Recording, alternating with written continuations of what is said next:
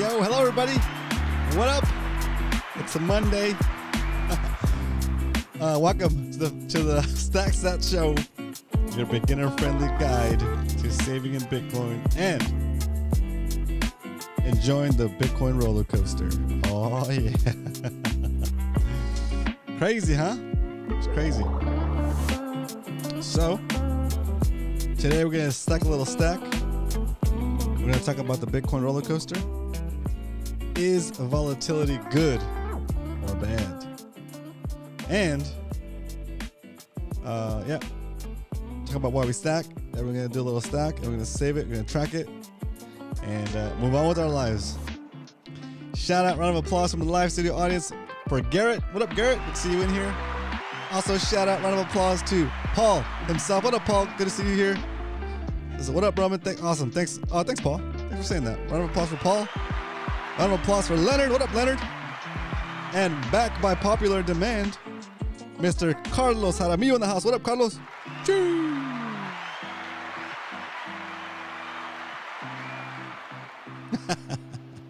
Is Roman still talking about that Bitcoin stuff? I sure am. I sure am. We're at a local low, I guess, huh? I want to stack so hard right now. Ooh. Ooh. I don't know what happened there. Okay, first order of business. Before we jump into the SAT strength segment, I got an update. I got an announcement to make. Okay, so how would you guys feel about moving the show again? I know, sorry, we changed the time to 2 p.m. But I might. We'll keep going with 2 p.m. My kids are back in school now, and so I don't have to make them food for lunchtime. So I'm thinking about moving the show back to 12 p.m. 12 p.m. Pacific, maybe, or should we just keep it at this time slot? This time slot I think might work for me too. So we're gonna try the rest of the week on this time slot, 2 p.m. Pacific Standard Time, 5 p.m. Eastern. And if it's still a little bit too tight for me, then I might shift the show to maybe even 1 p.m. Pacific Time or 12 p.m. Pacific Standard Time. Okay, Paul likes 2 better. Cool. I thought it was really late for you, Paul. Or is that for William? All right, well, 2. Okay, well, we'll keep it at 2 for now. We'll keep it at 2 this week. And now that everything's back in motion, my kids are back in school. I'm going to a different jiu-jitsu session. Same studio or same dojo, I guess you call it, but different class within the schedule. We'll see if it works, if the schedule works now that everything's back to normal, I guess, back to normal. The summer break is done for us here. Make me food for a day or show them how to make food for themselves for for a lifetime. Oh, hard huddle. That's a good point, actually. That's a really good point. I usually have them cook with me. So slow and steady. I have them do all the stuff that's dangerous, like cutting and burning or cooking. So yeah, that's kind of what we've been working on. Hard huddle.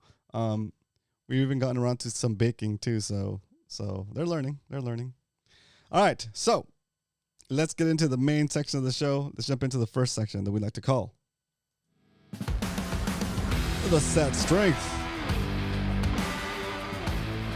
Today, the price of Bitcoin is down to $623.25. You can buy 1,705 Satoshis for a single dollar. What a deal. Okay. So, what's a Satoshi? A Satoshi is a fraction of a Bitcoin. Just like a dollar is made up of 100 cents, a Bitcoin is made up of 100 million Satoshis. It's important because you don't have to buy a whole Bitcoin all at once. You can buy it in small increments. And as you increase the amount of Satoshis you're holding, that value that's represented by those Satoshis, that purchasing power, will continue to go up and up over time against the weakening dollar, weakening in terms of Bitcoin. All right, let's say you're walking down the street minding your own business, you look down, you see a penny, you pick it up, and all the day you'll have 17 Satoshis. Buy it now before you're going to get less than 17 Satoshis. Buy the dip. Always buy the dip. All right, not financial advice. It's up to you to do the research and figure out why Bitcoin is the ultimate asset to have, to own. Okay? All right. Actually, let's jump into the why we stack to talk about why we should buy Bitcoin, even if it's volatile, right? Even if it's a roller coaster ride, a seeming roller coaster ride, right? It has volatility. Oops. Why we stack. Okay. I was watching this YouTube video. Let me see what it's called, just so I can reference it correctly. Let's see. Let's see. What text going on here? There it is. Yeah, you guys know Peter Dunworth, right? I think it's like a cut up of or like an edit of Peter Dunworth's interview Peter Dunworth did, and one of the things he mentions is something that kind of like you know it already, but you kind of just forget about it or take it for granted, right? Especially when you're stacking and you just you want to stack. That everybody in the world is gonna have to needs Bitcoin. Everybody in the world needs Bitcoin, and even though they don't know it yet, right? So it's just the potential for it is amazing. And I've said 100 times, I've said probably more than 100 times here on the show, we're so ahead of the game that we're able to get sat so cheaply. And yeah, even though a lot of the people in the world don't even know what Bitcoin is or don't want to learn about Bitcoin, don't yet understand that they're gonna need Bitcoin. And so as that starts to happen, as they start to come to that realization, man, we're gonna be so pumped. We're gonna be so pumped because we're in here so early, right? So I just thought that's a crazy thought. That's a crazy thought when you think about it that way. That do I believe that everybody in the world needs Bitcoin? Does that make sense to me? And I thought about it, and it does make sense to me, right? Because for the same reason that I want to own Bitcoin or hold Bitcoin, to beat the money printer, to have something that nobody can take from me, is the same reason that anybody else would want that, right? It's the same reason that anybody else would want Bitcoin. It's the same reason that any business would want to hold Bitcoin. The same reason that any company, any institution, any government would want to hold Bitcoin is to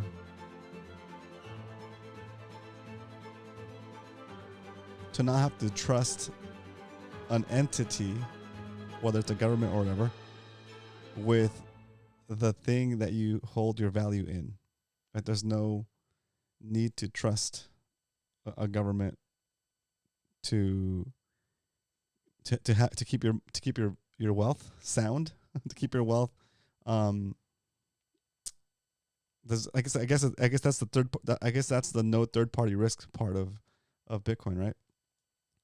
And especially now when you see all like the turmoil and all of the craziness going on around the world,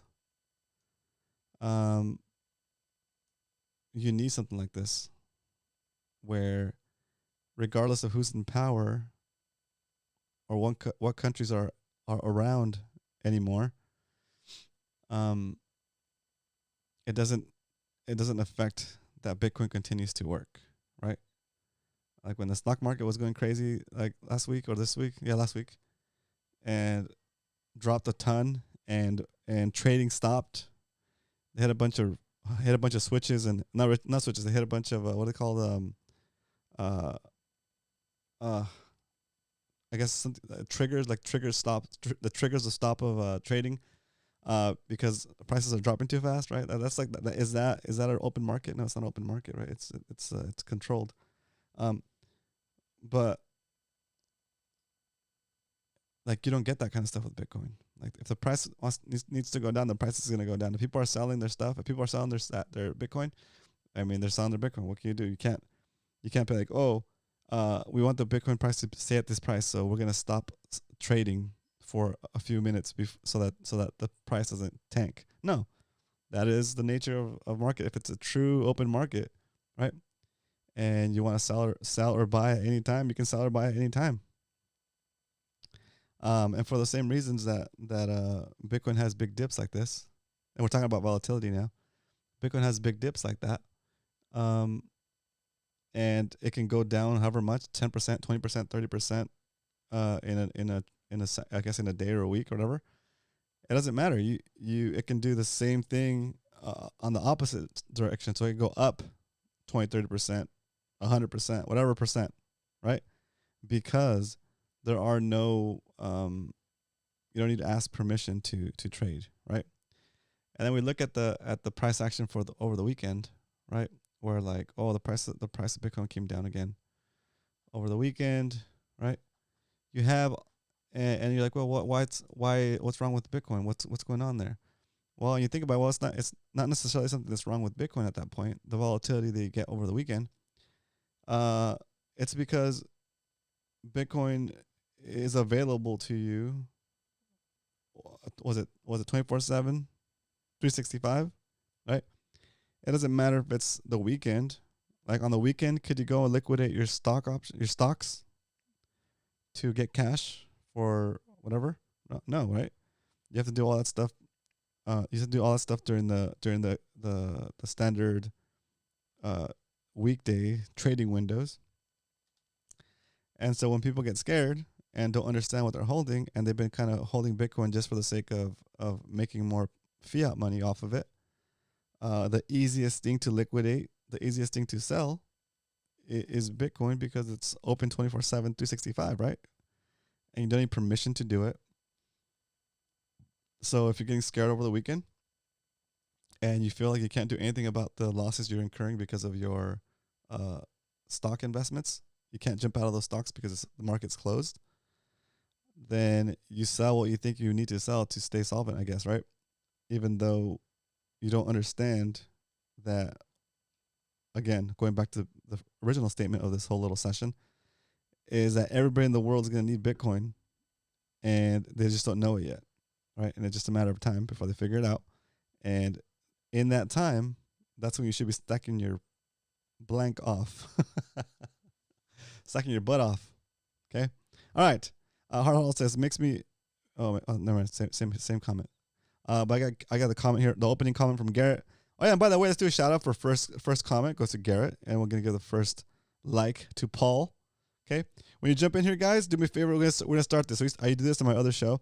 Once you come in here, you can type in stacked to let me know. Oh, like Leonard's doing. See, Leonard's typing in stacked to let me know that he stacked that like.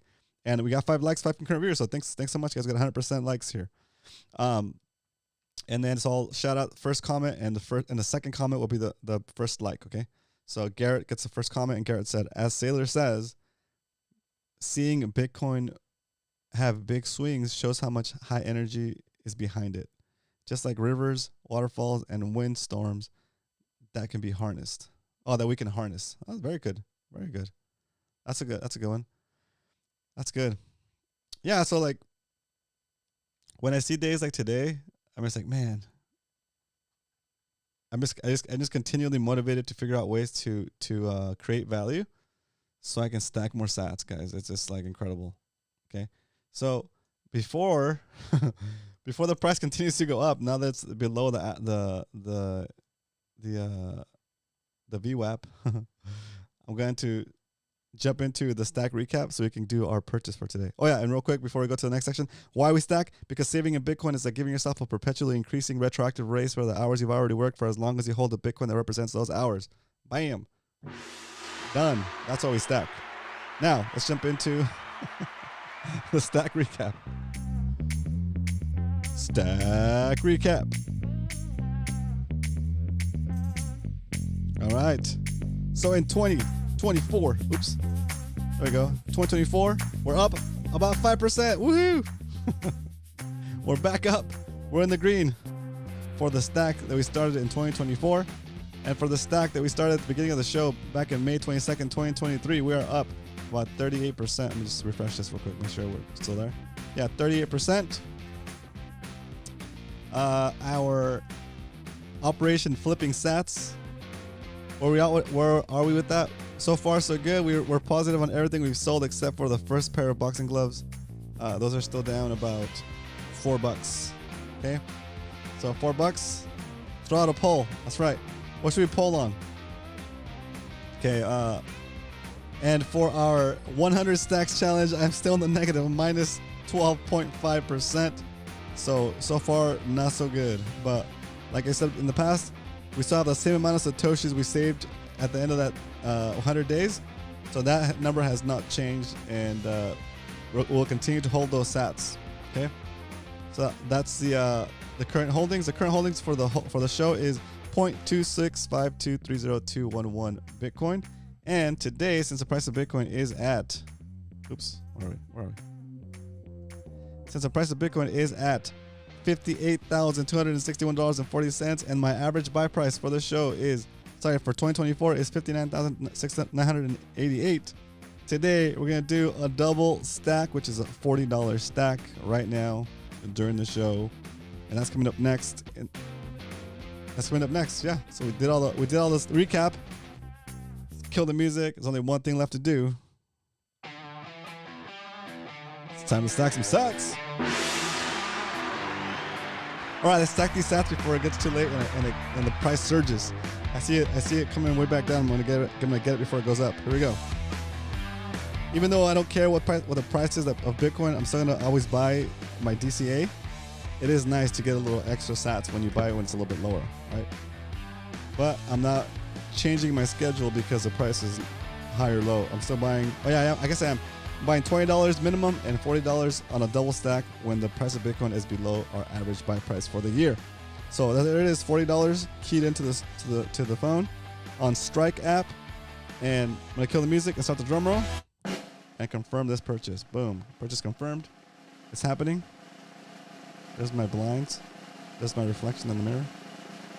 Boom! Just like that, we stacked $40 into Bitcoin, and it yielded us 67,268 Satoshis for the day. After we stack, we chill, and now we're gonna put this into the show tracker. 8. Today's the 12th. 24. Come on. We purchased at at $58,898.73 was a price that we got, and it's a price we deserve. We saved $40 in Bitcoin, and that yielded 0.00067268. That's so funny. You get the price you deserve. We deserve this price. We got 67,268 Satoshis on today's purchase. Adding these numbers to the overall sheet. Boom. Boom.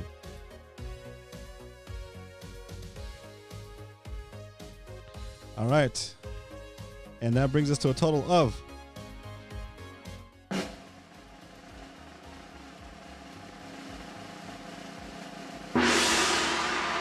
$0.2659028891 Bitcoin for the show stack. There it is.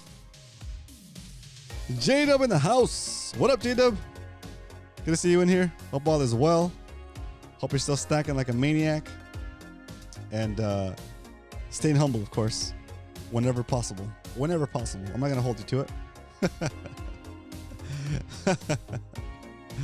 Oh, my gosh. All right, so just like that, we've stacked some sats.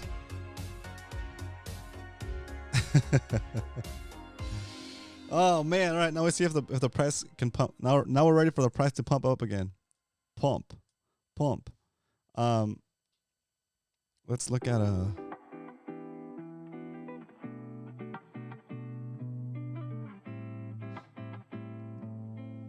We're not doing too bad for the year. Okay, we're back. We're at 5% for the year. Oops, there it is. 5% for the year. Man, that sucks. Sucks that we're down. But I feel like it's Bitcoin taking a few steps back to make a run for it. You know, like to get a running head start to get rid of all the short sellers down there. All the people running shorts. Who shorts Bitcoin, really? Come on. Who shorts Bitcoin? Right? It's crazy.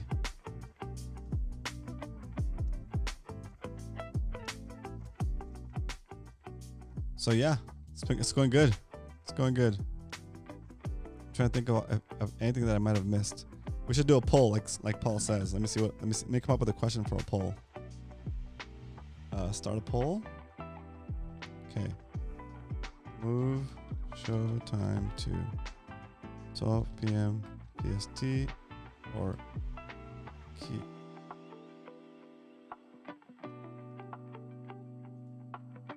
move to 12 p.m. PST.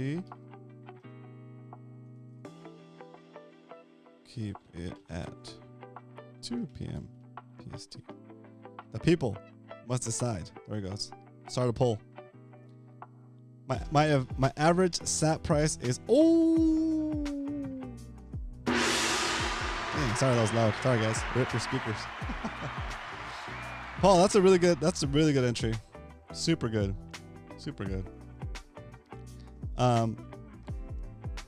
I'm looking at different what are they called? I'm looking at different countries. I'm looking at different countries, like benefits of living in different countries, and I really like, you guys know, I really love like the ocean. I love to dive around. I like to swim. I like to snorkel. I like to free dive. I like to fish. And I'm kind of looking at places where I can do more of that. That's like warmer. So either to like move there, or to at least have maybe like a second place, or I don't know, when the time is right. Because I feel like the real estate market's heading for I wouldn't say like an absolute collapse, but and again, this is not financial advice. I don't know anything that you don't. But how many of you guys in the chat have seen that movie, The Big Short? The Big Short. How many of you guys seen the movie The Big Short? Pretty crazy what they did there.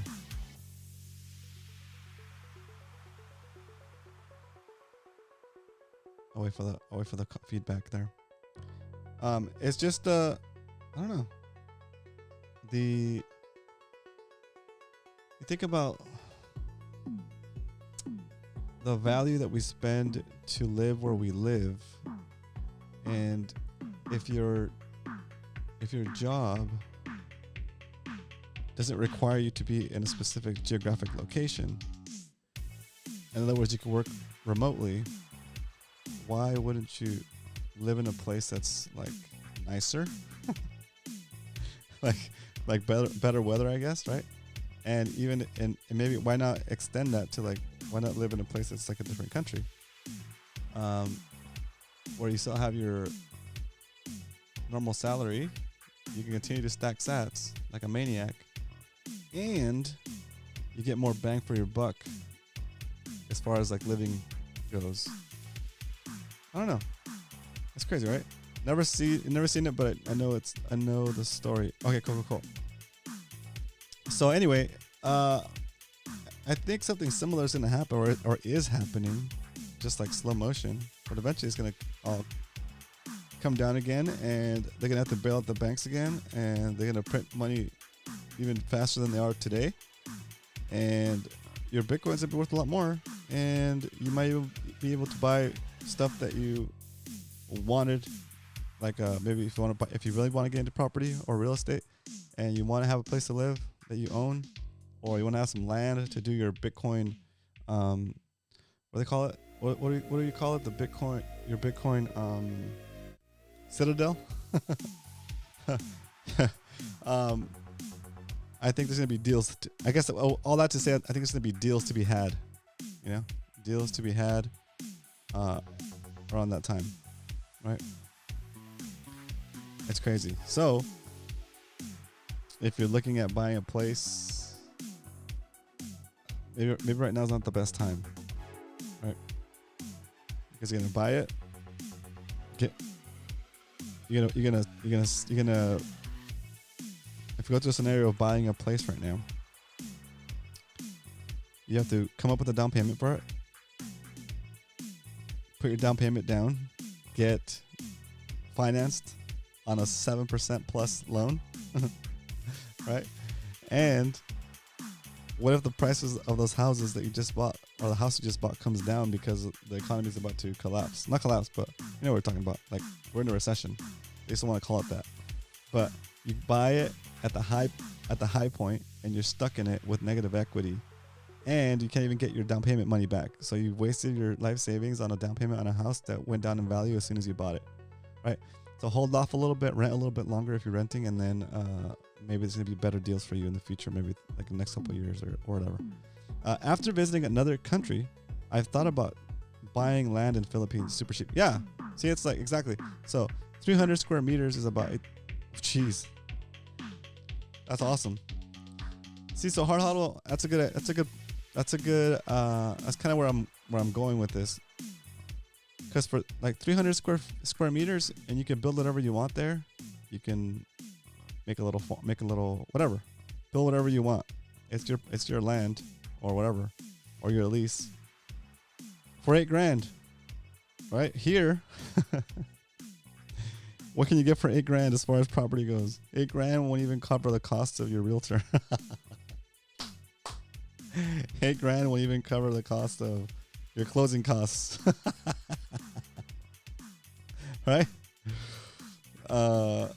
And on top of that, hard hodl, after you pay the $8,000 and you get your 300 square meters of land, that's a lot of land.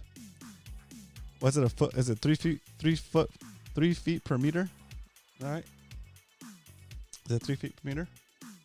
So what, 900 square feet? It's not bad. It's a big chunk of land. 900 square feet. How big is a football field? Isn't a football field 100 meters? Let me see. Sorry, I need to start Googling, guys. I'm sorry. I'm Googling in the background while we're talking about this. Okay. Size of football field. Size of football field. The size of a football field is 125 yards and 53 yards wide. So 120 yards. Yards versus feet. No, versus meters. 1 yard to meter. 1 yard equals about 0.9144 meters. So, okay, so it's about, so 100 yards. So it's about, I don't know. Yeah, so it's about 100 meters. We'll say 90 meters. It's about 90 meters. So you're going to get basically, on its 300 square feet, so you get like 3 football fields. So you take 3 football fields and you put them right parallel to each other. So football field, and you have a square which contains 3 football fields stacked on each other. Okay, you can build a lot of stuff on that, right? You can build a ton of stuff on that. You can grow a lot of stuff on that, right? For $800 out the door, no property insurance. You probably have to pay some kind of tax, right? Some kind of like maybe like some use tax or something. It's squared, so it's much more. Oh, okay. Okay. So let me see. Oh, you're right. So 90. Anyway, it's still a big chunk of land. How does it compare to a football field? Oh, I see. A football field is what? 100 times, what did they say, 60? 53. So 120 yards by 53 yards. Let's get the square footage here. 150. Oh, so you're seeing like 10 meters wide. 10 meters. About 2 football fields. Okay. So let's do apples to apples, right? So 120. Oops. Clear. Delete. 120 meters times 53. Sorry, 120 yards times 53 yards equals 6,360 square yards. Okay. Oh, 67,000 square yards. Huh? Okay. 3,229 square feet. That's a lot. That's actually pretty good. And then you can build a house on there, do whatever you need. Still, anyway, it's good. But what are the cons? Well, you leave kind of your community behind, right? And you're in a different land. Maybe you don't know the language. Is it worth it? You know, the struggle won't be as real. A football field is 100 yards long. That doesn't include wide.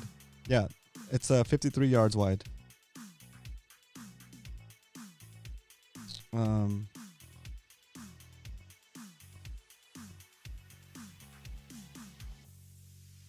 It's 52,000 square feet. Still 66,000 square feet is not bad.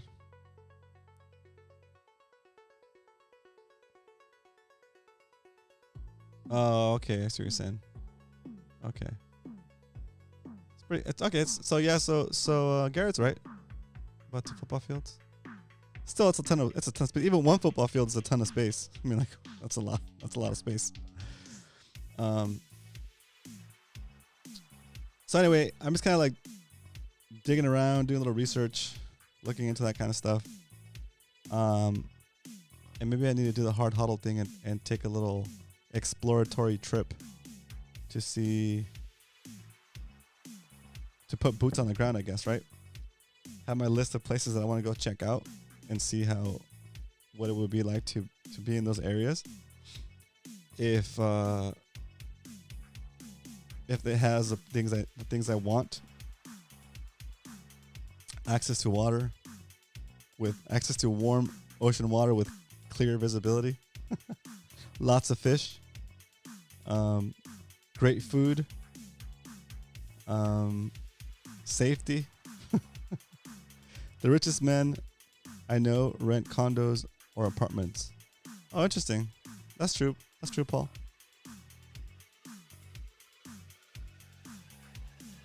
Yeah, that way they don't have to. That way, if they rent the condos or the apartments, they're not on the hook for the special assessments, right? Anyway, it's wild. All right, boys. Enough daydreaming. Let's get back to work. Let's get back to the grind. Let's get back to the mines, the fiat mines, so we can convert that fiat into what's it called? Sats. Yeah, they can leave or travel whenever they want. That's true.